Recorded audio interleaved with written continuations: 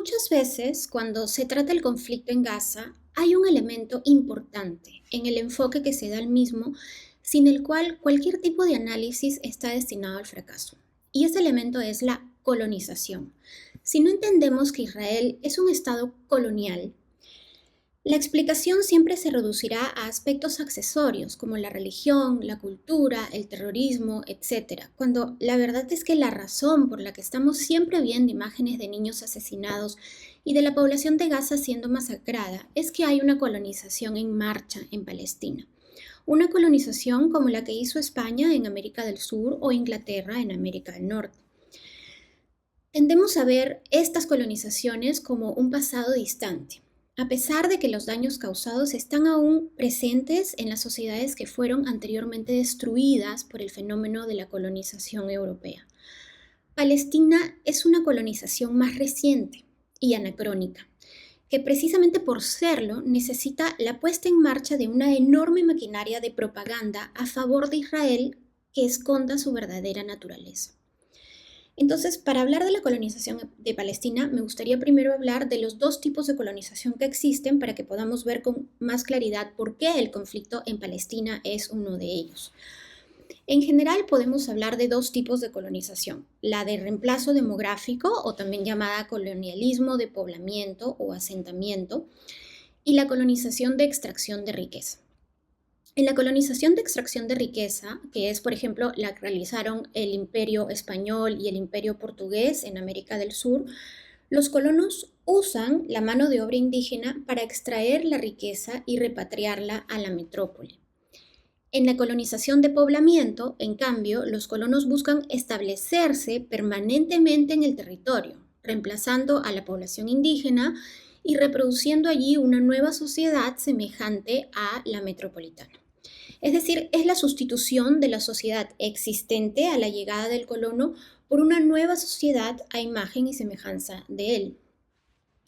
Este tipo de colonización es, por ejemplo, la de los británicos en América del Norte y la de los sionistas en Palestina.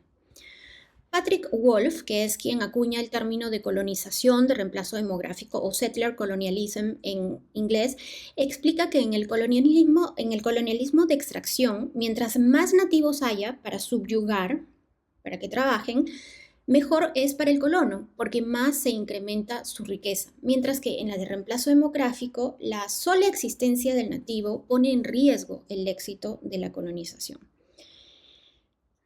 Debido a que la finalidad última del colonialismo de reemplazo demográfico es la eliminación de los nativos, estos últimos se van a defender, van a resistir. Y esto hace que la colonización sea siempre una empresa violenta, no solo para el colonizado, sino también para el colono. Una violencia que no termina si no suceden una de estas dos cosas.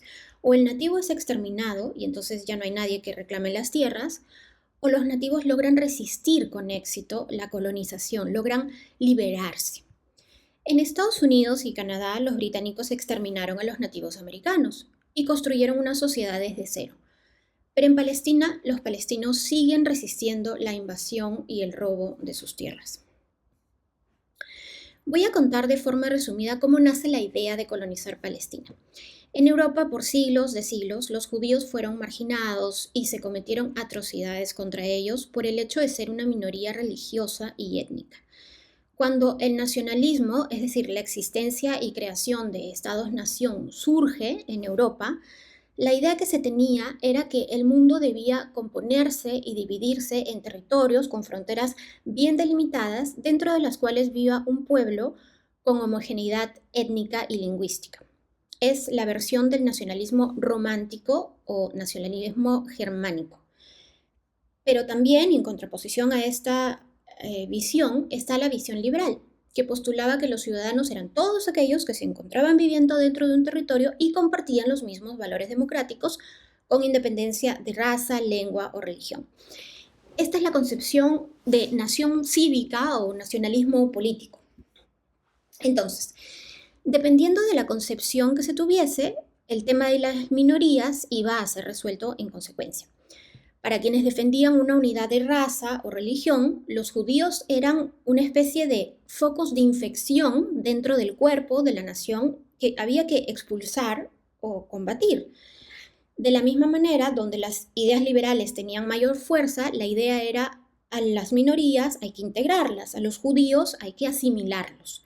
Los judíos mayoritariamente buscaban ser integrados y reconocidos como iguales en sus respectivas naciones, es decir, que si bien mantenían su religión y sus costumbres, se sentían tan nacionales como el resto de sus compatriotas.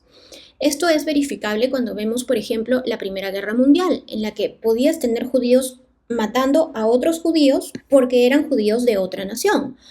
Ejemplo, judíos alemanes matando a judíos franceses.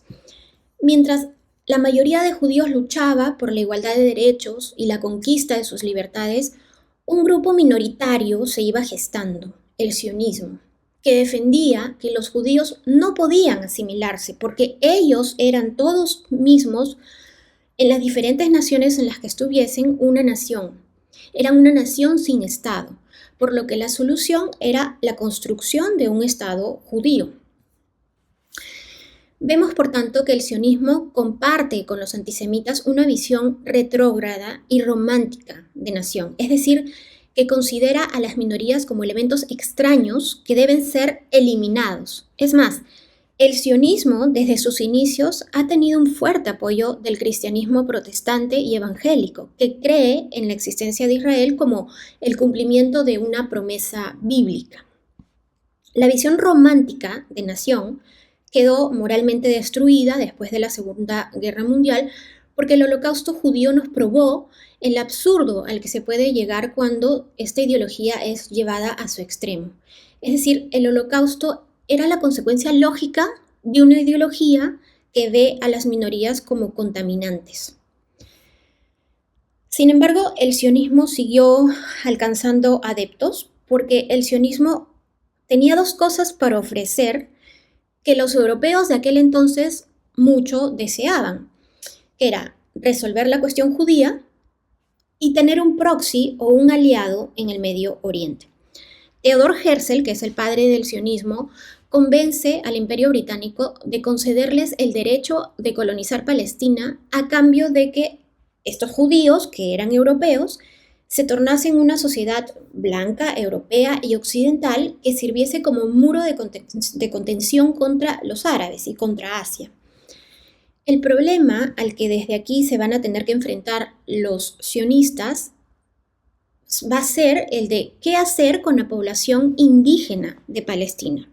Es decir, ¿cómo creas un Estado judío sin tener una abrumadora mayoría judía? Porque los sionistas querían las tierras de Palestina, pero no su gente.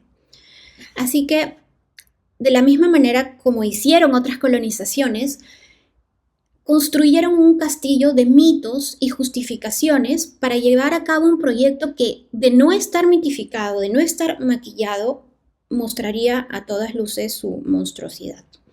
Los mitos típicos de toda colonización son tres: el de tabula rasa o tierra virgen, el de la misión civilizadora y el argumento místico o divino. De hecho, desde los británicos en Norteamérica hasta los holandeses en África del Sur, desde los nazis en Europa del Este hasta los sionistas en Palestina, todos han apelado al mismo mito fundacional, el de que las tierras conquistadas estaban vacías o casi vacías, habitadas apenas por una población dispersa e incivilizada que no trabajaba la tierra de forma adecuada. Los británicos decían, por ejemplo, que los nativos corrían por la inmensidad de las tierras vírgenes como si fueran animalitos silvestres, a pesar de que habían civilizaciones como la de los cherokees, que eran sedentarias y utilizaban los mismos mecanismos de trabajo de la tierra que usaban los europeos. Los sionistas, al igual, también crearon el lema de una tierra sin gente para una gente sin tierra. Pero los sionistas sabían muy bien que Palestina estaba llena de palestinos a los que necesitaban expulsar, transferir o asesinar para poder conseguir un estado de judíos para judíos. El otro mito, que es el deshumanizar al nativo, que el nativo es salvaje, bárbaro, es un mito tan desmentido por los historiadores de las culturas existentes anteriormente a la llegada de la civilización occidental, Pero es un mito necesario porque necesitas deshumanizar, cosificar al indígena para poder justificar destruirlo y apropiarte de sus tierras. Asimismo, el carácter divino del pueblo que coloniza es recurrente. Thomas Jefferson decía que ellos eran el pueblo de Israel bíblico al que Dios le había prometido las tierras vacías de Norteamérica para trabajarlas. Y en el mismo sentido, los israelíes modernos afirman ser los descendientes del Israel de la Biblia. Es un mito, pero funciona porque al estar basado en una fantasía, no hay argumento lógico que pueda rebatirlo. Por último, los israelíes también hablan de un derecho histórico sobre las tierras de Judea, al igual que los nazis hablaban de un derecho histórico sobre las tierras del este de Europa, de Polonia, de Ucrania. Ellos decían que eran sus hogares ancestrales y que tenían derecho a recuperarlas, a volver a ellas. Estos mitos justificaron la injusticia que a partir de aquí van a sufrir los palestinos. Desde 1900 a 1948, los sionistas empiezan a comprar tierras y a desalojar a los indígenas siguiendo la estrategia de Ben Gurión. Ben Gurión es el líder sionista que va a ser después el primer ministro de Israel. La estrategia de Ben Gurión era la de crear hechos consumados, es decir, constituir una situación fáctica, un hecho judío tan grandioso que se torne irreversible. La estrategia de Ben Gurión era también el aprovechar las oportunidades de la historia para realizar pasos gigantes en pro de la colonización. Después, en 1948, esta primera oportunidad histórica se le presenta a Israel cuando la ONU, intentando resolver el conflicto, divide a Palestina en dos y entrega la mayoría del territorio de la Palestina histórica a una minoría judía. Aprovechando este momento de guerra, de agitación, milicias sionistas israelíes van a realizar una limpieza étnica de 750.000 nativos palestinos, quemando sus aldeas, quemando sus casas. Muchos de estos palestinos expulsados terminan arrimados en la franja de Gaza.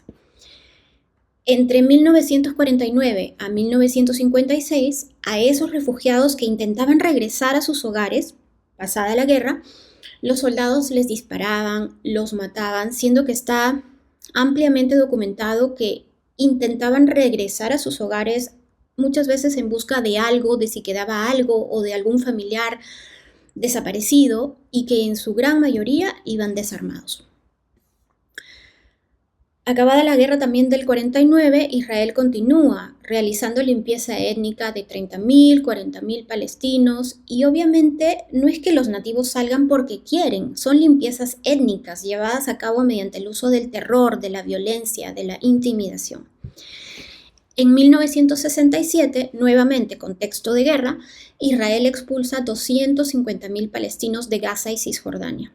Se queda en Gaza y Cisjordania y ocupa ilegalmente estos territorios hasta hoy. E igual, acabada la guerra, cuando ya las aguas están calmadas, continúa expulsando indígenas palestinos. Lo único que cambia es el ritmo de esa expulsión. Israel alega que actúa en defensa propia, como medida de seguridad frente a ataques terroristas, pero nuevamente, como dice Patrick Wolf, el que estudia el fenómeno de la colonización, entre otros. Sea lo que sea que digan los colonos, y generalmente tienen mucho para decir, el motivo principal de la eliminación no es la raza, ni la religión, ni la etnia, ni el grado civilizacional de los nativos, sino el acceso a las tierras. La territorialidad es el elemento específico e irreductible del colonialismo de asentamiento. Así que toda incursión militar de Israel responde a la lógica de eliminación de los nativos, porque tal como dice Francesca Albanese, que es la relatora especial de las Naciones Unidas para los Territorios Ocupados, en su informe en el 2024, que se llama Anatomía de un genocidio, ella afirma, ¿no? La colonización de asentamiento es inherentemente genocida. Ok, entonces ya hablamos de la violencia del colono contra el colonizado, ¿no? Y ahora, ¿qué hay de las víctimas? ¿Cómo responden las víctimas? En todas las colonizaciones, el nativo ha resistido la colonización. Siempre ha respondido al despojo, al pillaje, al vandalismo, a la masacre y al terror de los colonos. Hoy los historiadores en Estados Unidos no tienen ningún problema en reconocer que los actos violentos perpetrados por los nativos americanos eran una respuesta natural a la violencia que les infligían los invasores. También no tienen problema en reconocer que tenían ese derecho, les asistía ese derecho a resistir. Y creo que todos podemos coincidir con que la víctima no se deja tranquilamente aniquilar o robar, o por lo menos no podríamos pedirle que se deje, ¿no? Y sin embargo, cuando vemos la violencia de esta colonización anacrónica, buscamos pretextos para defender a los perpetradores y condenar a las víctimas. Entonces, preguntémonos realmente si no estamos cayendo en la propaganda típica de la colonización. Donde quiera que ésta se dio, siempre tuvo el poder de su lado, y el poder puede manipular narrativas. Si no me crees que la propaganda nos llega a todos, pregúntate si así como conoces el ataque del 7 de octubre de Hamás, también sabes lo que es. Operación Lluvias de Verano, Operación Nubes de Otoño, Operación Invierno Caliente, Operación Plomo Fundido, Operación Pilar de Defensa, Operación Margen Protector, Operación Cinturón Negro, Operación Rompiendo el Amanecer, Operación Guardián de los Muros, Operación Carros de Gedeón. Son muchas más, y son todas incursiones militares de Israel en Gaza y Cisjordania, territorios ilegalmente ocupados. No sé, nos gusta pensar que si hubiéramos vivido durante la esclavitud, hubiéramos estado del lado de los esclavos, o de los judíos si hubiésemos vivido durante el holocausto nazi.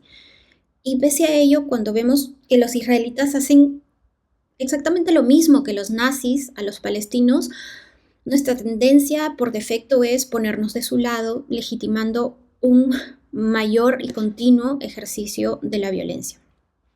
Una explicación puede estar en que son judíos y el holocausto fue uno de los grandes horrores de la historia. Pero lamentablemente Israel ha utilizado bien este hecho y cualquier crítica que se le haga al Estado israelí por sus crímenes o por violaciones al derecho internacional, Israel la califica inmediatamente como antisemita. Pero Israel, con su ideología sionista, por mucho que ha intentado, no representa a todos los judíos del mundo, ni tampoco son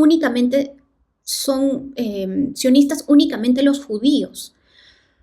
Pero incluso si lo fueran, es decir, si todos los judíos del mundo estuvieran de acuerdo en que hay que exterminar a los palestinos, tampoco eso debería ser motivo para ser condescendientes. Es decir, las lecciones del Holocausto que llevaron al acuerdo de la Convención de Prevención contra el Genocidio deben ser aplicadas para todos, sin importar quiénes son las víctimas ni quiénes son los perpetradores. Asimismo, el rechazo u odio que los palestinos sienten o tienen contra los judíos de Israel no está basado en un odio antisemita, es decir, no es un odio por su condición de judíos. Está basado en el despojo, en la desposesión, en la tortura, en la humillación, en el robo de sus tierras. Es el odio de una víctima contra su verdugo. Así que podemos, si queremos, apoyar a los judíos de Israel y, sin embargo, yo creo que estaríamos cometiendo un error histórico y moral, porque las verdaderas víctimas de una colonización son los colonizados, siempre, y no los colonos. Es una violencia que genera violencia, porque el colonizado no va a ser la víctima perfecta que va a dejarse sacrificar sin responder. En todas las colonizaciones ha habido resistencia y no necesitas ser radical para apoyar esa resistencia. El derecho internacional concede el derecho a la resistencia armada a los palestinos. Y con esto quiero llegar al ataque del 7 de octubre.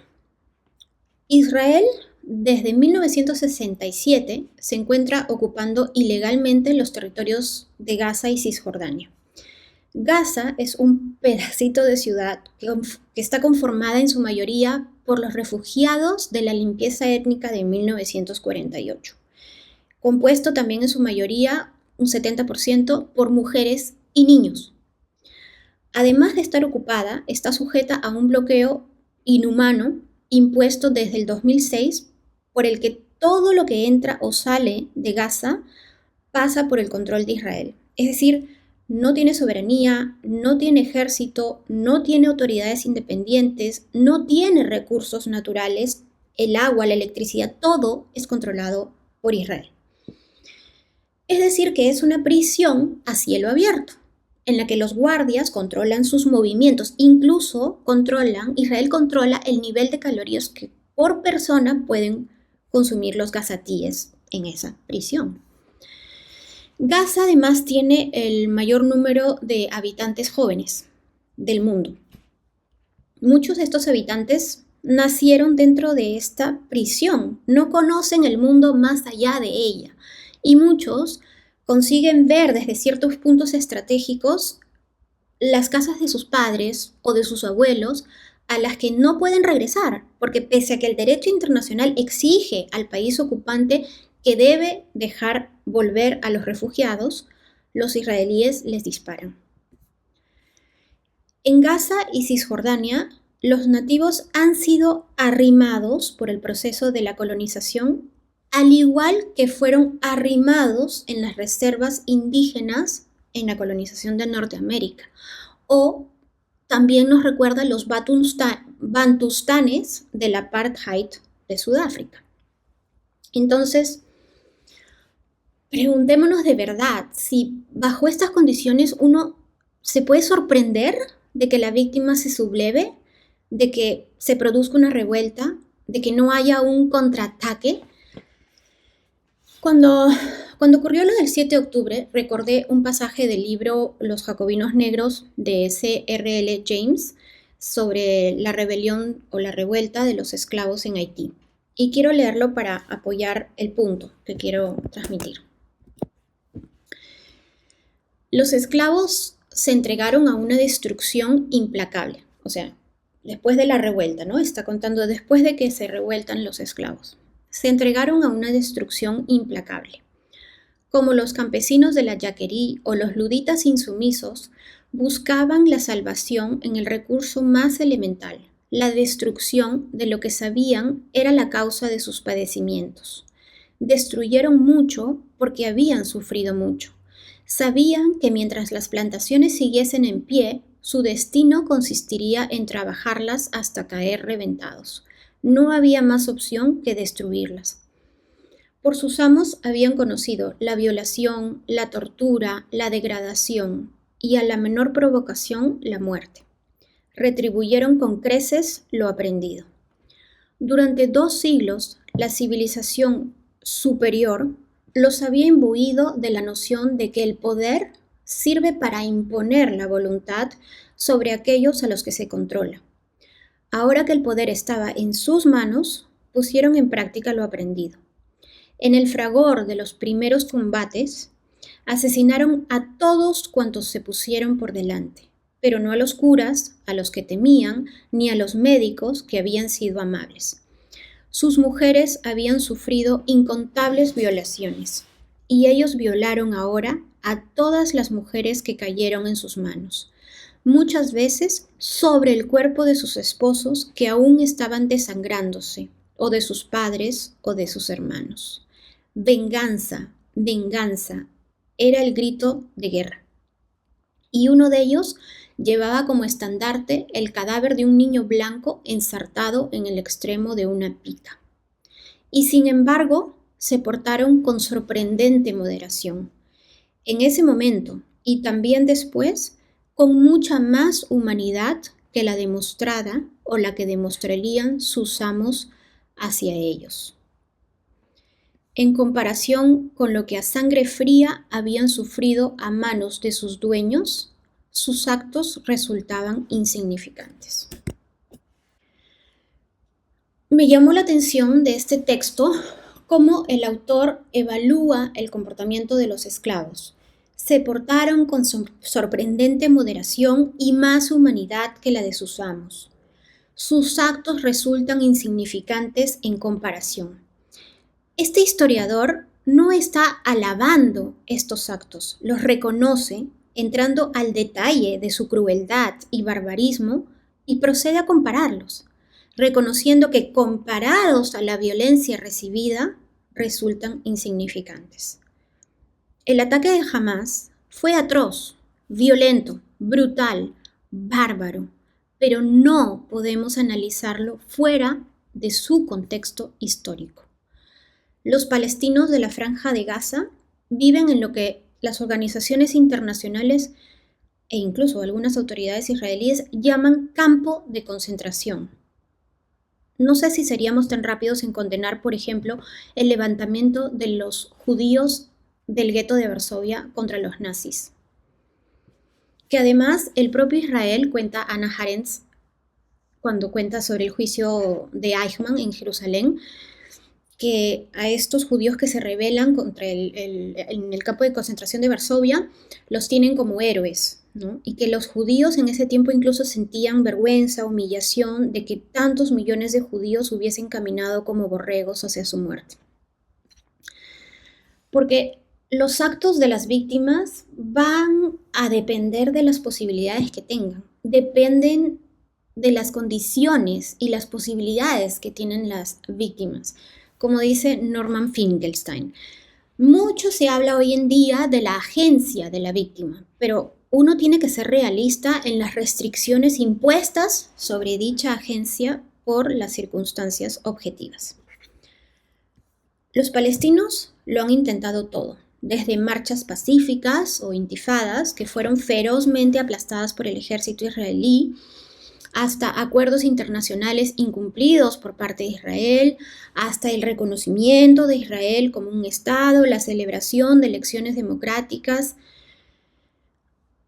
y viven en bantustanes y campos de concentración, sujetos a humillaciones, redadas nocturnas, detenciones, arrestos injustos, con tribunales ad hoc. Así que quiero dejar esta pregunta abierta. ¿Qué otra opción les queda a los palestinos cuando por más de 75 años el mundo les ha dado la espalda, haciendo la vista gorda a esa violencia, a ese robo, a las violaciones al derecho internacional, al sistema de apartheid, al sofocante sistema de control y checkpoints que tienen que pasar los palestinos para movilizarse de un lado a otro? Les queda o hacer cualquier cosa o perecer. Ben Gurión también decía que mientras que al nativo le quede una ligera esperanza de recuperar sus tierras, va a seguir luchando. Y Frantz Fanon decía en una frase genial con la que pretendo terminar este video, que cuando nos revoltamos no es por defender una cultura en particular. Nos rebelamos simplemente porque por muchas razones ya no conseguimos respirar.